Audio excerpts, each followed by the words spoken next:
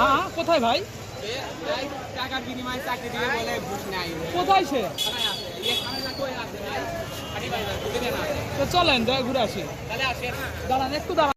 দেওয়া যাবে না, উঠে যাচ্ছে না কেন? উঠে দাও। বেশি করে ঘুষ খায়। Action action direct action. দুর্নীতির বিরুদ্ধে ডাইরেক্ট অ্যাকশন। এই দুর্নীতির বিরুদ্ধে কে আছে? আছে আছে কেউ? আছে। এ দিল্লি না ঢাকা। ঢাকা চোর অ্যাকশন ডাইরেক্ট অ্যাকশন। চোরদের বিরুদ্ধে ডাইরেক্ট অ্যাকশন। বেগম পাড়ার বিরুদ্ধে ডাইরেক্ট অ্যাকশন। সুইস ব্যাংকের বিরুদ্ধে ডাইরেক্ট অ্যাকশন। আওয়ামী লীগের বিরুদ্ধে ডাইরেক্ট অ্যাকশন। গুন্ডা পান্ডার বিরুদ্ধে ডাইরেক্ট অ্যাকশন। চোরদের বিরুদ্ধে ডাইরেক্ট অ্যাকশন। ঘটনাগুলো আমি প্রেক্ষাপটে তুলে ধরতেছি যে কি কি ঘটনা ঘটেছে এর আগে গতকাল আমাদের একজন বড় ভাই তিনি রেজিস্ট্রি করতে আসেন, 40,000 টাকা তার থেকে দাবি করা হয় যে রেজিস্ট্রি করতে গেলে তাকে 40,000 টাকা দিতে হবে। এখানে পিয়ন থেকে শুরু করে ঊর্ধ্বতম কর্মকর্তা পর্যন্ত সবাই এই দলিলের ভিতর বা কাগজপত্রের ভিতর ভুল পূজার ওপর থাকে যে 10 টাকা হলে বা 100 টাকা হলে সেই জায়গা থেকে তারা জানি টাকাটা নিতে পারে। তারা ইভেন তাকে মাসের পর মাস এখানে বসে রাখে যে আপনি জিম্মি করে তাদের থেকে টাকাগুলো লুটপাট চালাচ্ছে। এই দুর্নীতি শুধু আজকে থেকে না, আজ 17 বছর ধরে এই দুর্নীতিগুলো চালাচ্ছে তারা।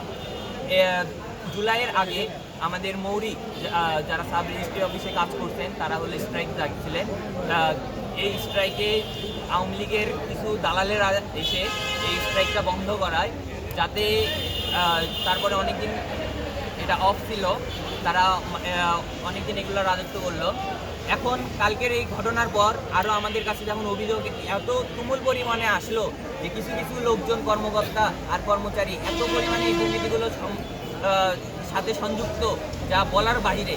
এই রেজিস্ট্রি অফিসে দেখাচ্ছে হলো 6 কোটি বা 12 কোটি টাকার লেনদেন চলতেছে।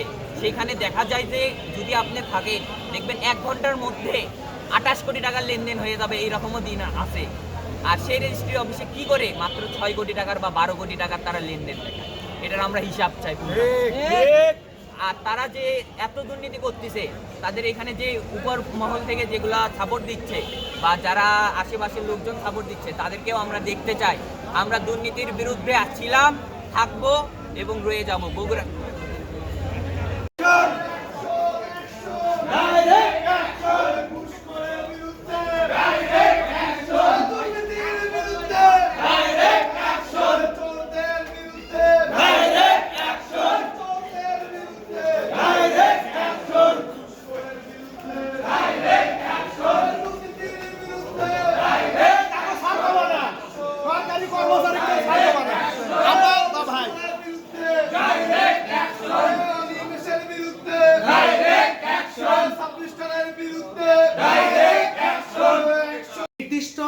আইনের একটা ধারা আছে, সেই ধারা অনুযায়ী কোনো ফটোকপি আপনার এটা কিন্তু এজলাস আমরা যে আসি এটা কিন্তু সরকারি এজেন্সি আসি, এইখানে বা কোর্টে কোনো ফটোকপি অ্যাকসেপ্টেড।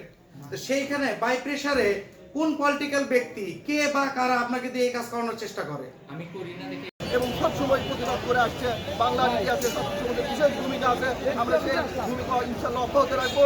বা আজ থেকে বগুড়া এই সাব রেজিস্ট্রি অফিস দুর্নীতিমুক্ত ঘোষণা করা হলো। এখানে কোনো দুর্নীতি চলবে না, এখানে সবকিছু চলবে সিটিজেন চার্টার মোতাবেক। সিটিজেন চার্টারে লেখা থাকবে কোন কাজের জন্য কত ফিস দিতে হবে, কোথায় গিয়ে কাজ হবে, সবকিছুতে আমরা ট্রান্সপারেন্সি নিয়ে আসবো।